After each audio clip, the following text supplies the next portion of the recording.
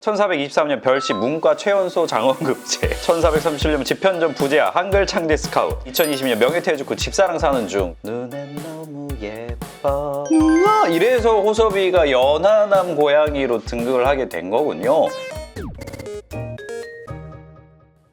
안녕하세요, 미영철 김명철 수의사입니다. 특별한 사연이 있기도 하고요. 사람 말 하는 고양이로 정말 유명한 고양이죠. 호섭천암 아니고요, 호섭이 통역을 시작해 보도록 하겠습니다. 이 친구 너무 귀엽습니다.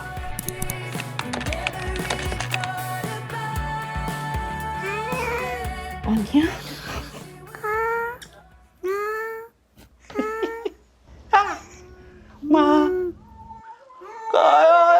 보호자에게 내는 소리가 우리가 흔히 말하는 뮤잉이잖아요. 야옹거리는 소리인데, 보통 애기씨 같은 경우에는 밥 안 주냐? 고양이들이 인간과 의사소통을 하면 할수록 이 뮤잉이 세분화되고 점점 디테일들이 살아난다라는 점입니다. 야옹이라고 그냥 평상시 음으로 소리를 냈을 때 보호자의 반응과 야옹이라고 해서 끝을 올렸을 때 보호자의 어떤 반응과 끝을 살짝 이렇게 했을 때 반응의 차이를 느끼는 순간부터 언어를 자기 스스로 발달해 나가는 그런 능력이 있습니다. 그래서 보통 우리가 수단양이라고 하는 보호자와 관계성이 좋은 고양이일수록 뮤잉 능력이 점점 발달을 하는데요. 호섭이 집사님, 호섭이랑 이야기 많이 하시죠? 그러신 것 같아요. 제가 봐서 하루 종일 계속 말 주고받으실 것 같아요.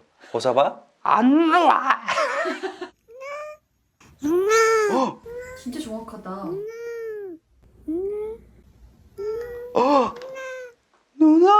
누나 이래서 호섭이가 연하남 고양이로 등극을 하게 된 거군요. 우리가 또 자막을 넣고 들어서 더욱더 이 누나라고 들리는 건데, 우와옹 우와옹 에서 우와 이런 식으로 고양이 발성에 약간의 변조 포인트, 누나라고 들릴 뿐이다 라고 보시면 되고요. 이거 듣고 설레지 마십시오. 심쿵하실 필요 없습니다. 눈엔 너무 예뻐의 누나는 아니다. 집사를 부르는 소리고, 지금 원하는 게 있어요. 관심, 간식을 원해. 근데 호섭이 보면 동공이 항상 확장돼 있는 느낌인데, 제가 봐서는 그 조명에서 좀 찍어서 그렇지 햇볕 들어오거나 이랬을 때는 또 동공이 좁아요. 그래서 집안 조명이 은은하다, 호텔식 조명인 것 같다. 간접등 쓰시는 네, 여기는 전반적으로 간접등을 쓰고 있는 집인 것 같습니다.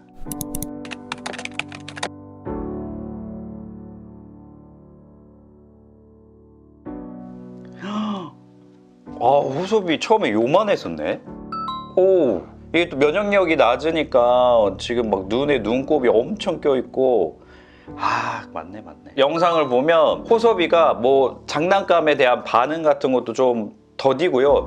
여느 새끼 고양이들처럼 빠릿빠릿하지가 못해. 약간 맹하다고 해야죠. 멍하면 이런 모습도 보여주고, 2개월령, 3개월령 되면 일주일에 한 50g에서 70g 정도 체중이 계속 늘어나고 체격이 커지는 게 보여야 되는데, 이상하게 유치도 계속 남아있어. 원래 영구치로 바뀌어야 되는데. 그리고 성장도 안 해. 변비가 너무 심해. 면역력도 약해. 이런 상태가 이제 오랫동안 지속이 되는 경우에 보통은 수의사도 이 질병을 예측하기 쉽지가 않습니다. 평생에 한번 볼까 말까 하는 그런 희귀한 질병이거든요. 지금 이 질병은 어떤 질병이냐면 컨제니탈 하이퍼사이로이디즘.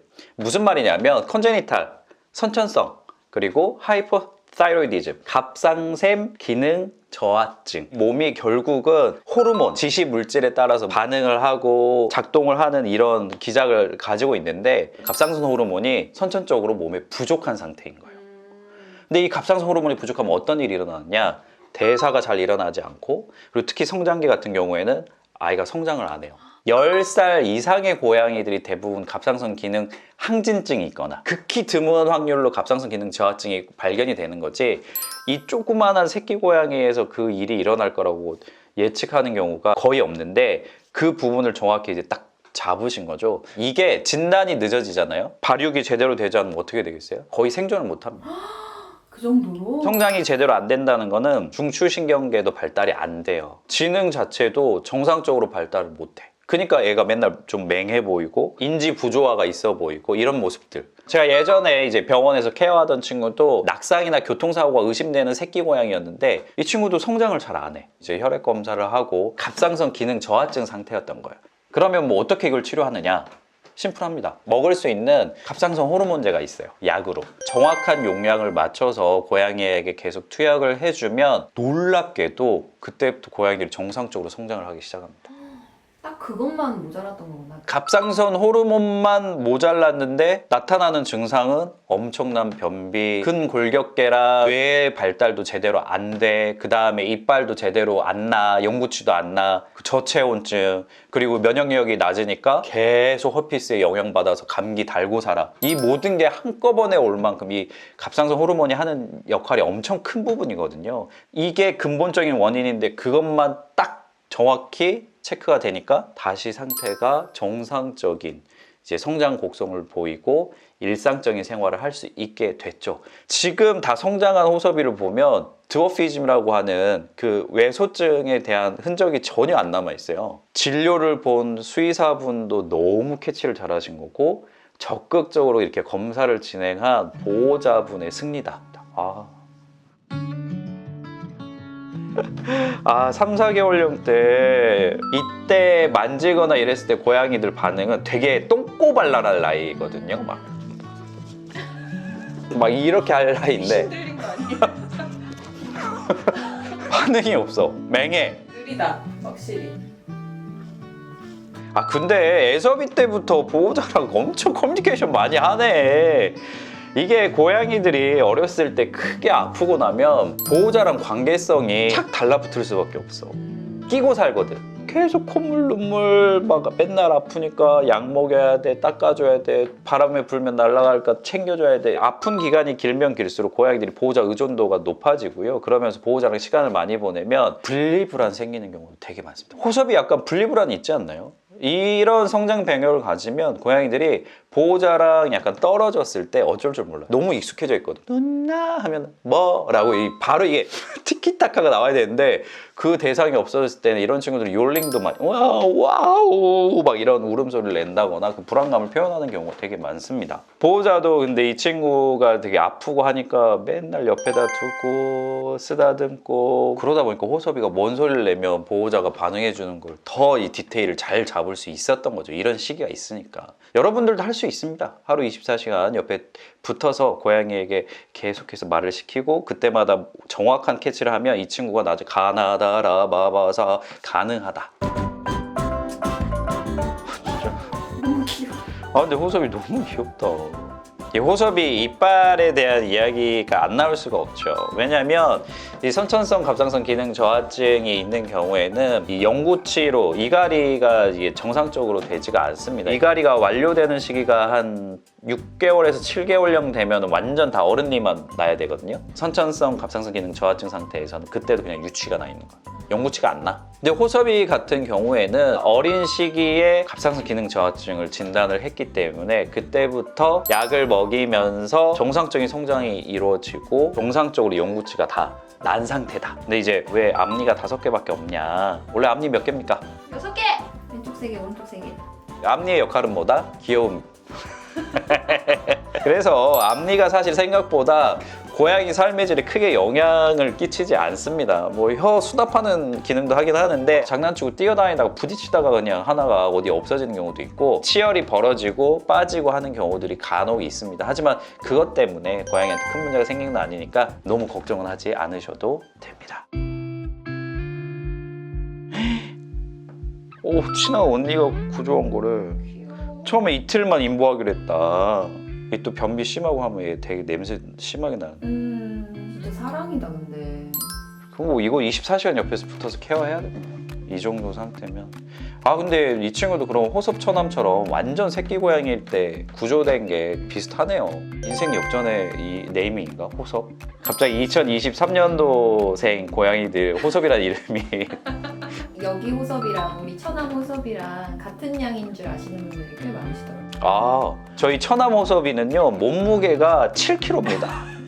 일자입니다. 박세로이 국민 연하묘 이 호섭은 약간 M자형의 4kg 중후반의 체중으로 나이스한 체격을 가지고 있다. 그래서 약간 이 생김새가 차이가 있습니다. 우리 호섭처남 또 더 살찌지 않았나 좀 걱정이 돼요.